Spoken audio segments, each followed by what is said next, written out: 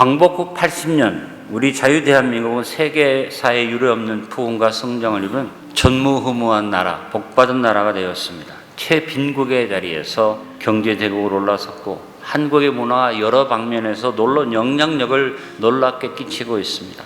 나라 이름도 알지 못했던 동방의 약한 나라, 약소국에서 이제는 세계의 주목을 받으며 그야말로 세계의 중심에 서 있는 나라가 되었습니다. 이와 같은 눈부신 발전과 함께 더불어 반면에는 우리 자유대한민국은 지금 가장 무서운 위기에 직면해 있습니다.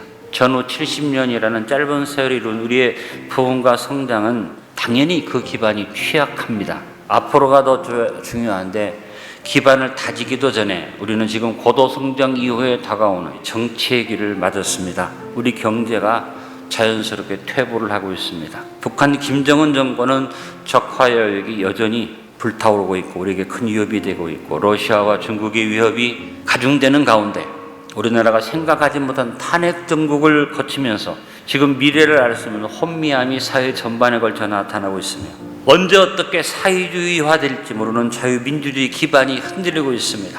우리가 우방으로 든든하게 여겼던 미국과의 관계도 우리 기대와는 많이 다른 그 관계가 든든하다고 볼 수 없습니다. 이런 가운데 현실의 위기를 외면하고 우리 안에 반미적인 영향이 점점 강해져 가고 있기 때문에 큰 염려가 됩니다. 광복 80주년을 맞는 이 시점에서 고도성장에 처해있는 우리의 안일함을 벗어나야만 합니다. 미래를 알 수 없는 새 시대를 열어나가면서 깨어서 긴장하고 우리나라가 바르게 가기를 기도드립시다. 무엇보다 먼저 우리 한국교회가 말씀을 바로 보는 복된 안목을 얻기를 기도해야만 합니다. 우리의 삶의 모든 것이 안목을 통해서 이루어집니다. 안목이란 말은 사물을 바라보고 분별하는 견식을 안목이라고 말합니다. 하나님께서도 이 안목, 보는 것을 통해서 모든 역사를 이루어 가신다고 시편 11편 4절에 말씀하셨습니다.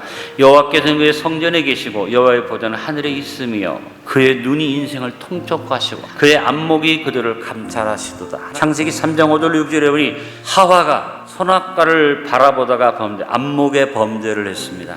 요한일서 2장 16절로 말합니다. 이 세상에 있는 모든 것이 육신의 정욕과 안목의 정욕과 이생의 자랑이니 다 아버지께로부터 온 것이 아니요 세상으로부터 온 것이라. 세상의 가장 무서운 죄의 근원이 뭐냐?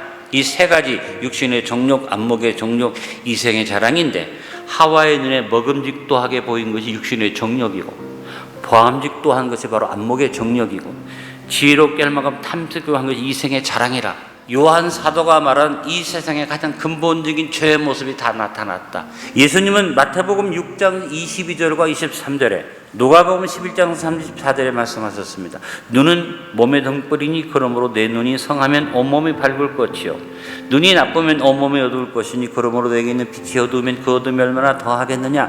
눈의 중요성, 안목의 중요성, 보는 것의 중요성을 주님도 강조하고 교훈해 주셨습니다. 이렇게 보는 것이 여러 가지 죄나 문제에 대한 원인도 되지만 보는 것은 축복의 원인도 됩니다. 창세기 13장 14절로 15절에 하나님께서는 아브라함 복 주실 때 눈을 들어서 보라, 동서남북을 바라보라고 안목으로 말미암아 복이 온다고 또 말씀하신 것을 봅니다. 오늘 자유대한민국의 위기를 맞는 원인이 중심이 어디 있습니까? 한국교회가 바로 서지 못한 것 때문에 대한민국이 위기를 만나고 있습니다. 또 하나, 이 위기를 기회로 바꿀 수 있는 열쇠도 한국교회에 있다는 사실을 우리는 명심하고 교회가 깨어나야만 합니다. 무엇보다 교회와 성도는 말씀을 바르게 보는 영적 안목이 열려져야만 합니다.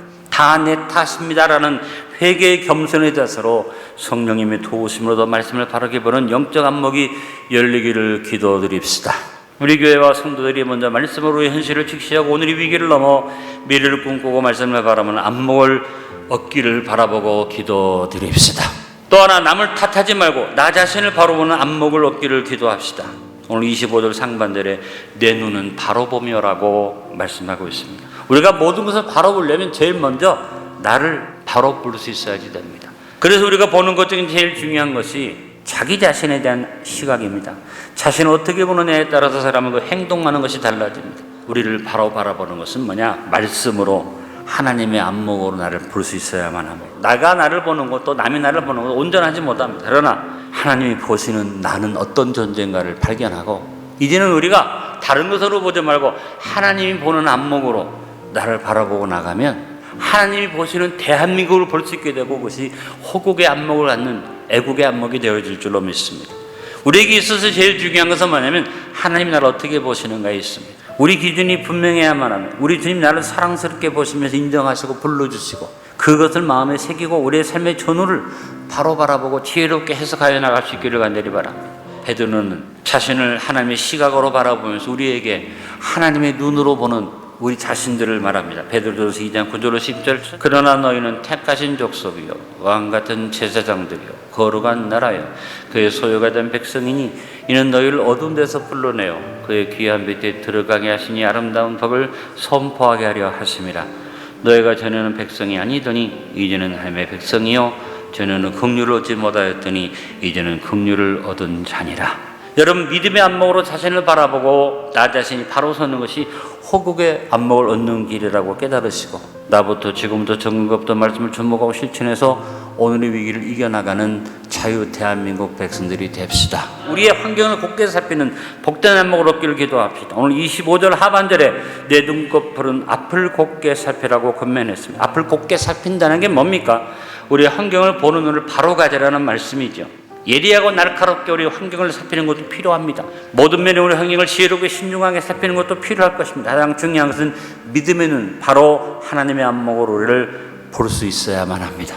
여러분, 우리가 환경을 보는데도 하나님의 안목으로 볼 수 있어야만 합니다.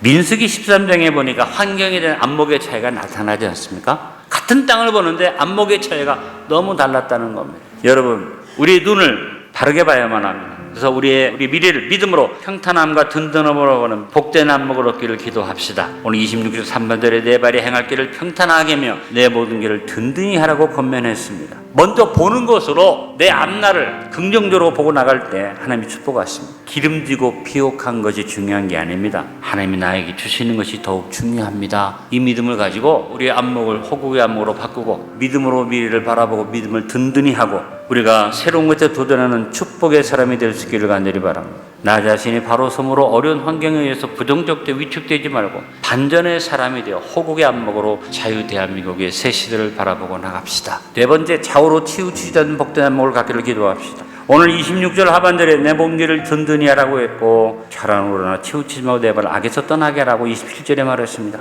나의 요구와 필요를 중심으로 모든 걸 바라보는 사람은 언제나 좌우로 치우치게 됩니다. 그러나 하나님의 요구를 중심으로 사는 사람은 좌우로 치우치지 않습니다. 우리의 길을 든든히 하기 위해서 내가 원하는 것을 바라보는 거 아니라 하나님이 말씀하는 것을 바라보면서 좌우로 치우치지 말고 나갈 수 있기를 간절히 바랍니다. 현실에 매여서 내 요구를 앞세워서 롯처럼 치우치거나 현실을 앞세워서 아브라함의 순종처럼 하지 아니하고 내가 불순종으로 나간다면 하나님을 축복할 수 없습니다.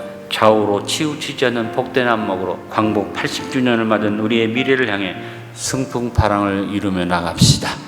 오늘 말씀의 결론을 맺습니다. 광복 80주년을 맞는 우리가 오늘의 위기를 기회로 바라보는 안목의 중요성을 깨달아 먼저 성도된 우리들이 호국의 안목으로 살아갑시다. 무엇보다 먼저 우리 한국교회가 하나님 말씀을 바로 바라보고 주목하기를 기도하면서 믿음의 안목 얻기를 기도해야만 합니다. 그리고 성도된 나 자신을 바로 바라보고 환경을 곱게 살펴 언제나 행할 길을 평탄케 하기 위하여 자세히 주의해 보는 믿음의 안목을 얻기 위해서 기도해야만 하겠습니다. 욕심에 따라 좌우로 치우치지 않고 바로 보기를 기도드려야만 하겠습니다. 광복 80주년을 맞아서 자유 대한민국의 새 시대를 열어가면서 오늘의 본문의 말씀을 묵상하며 복된 안목을 얻기를 기도하므로 담대한 믿음의 안목을 가지고 오늘의 위기를 기회로 바꾸어 승풍파랑을 이루는 지혜로운 교회와 성도들이 되도록 합시다.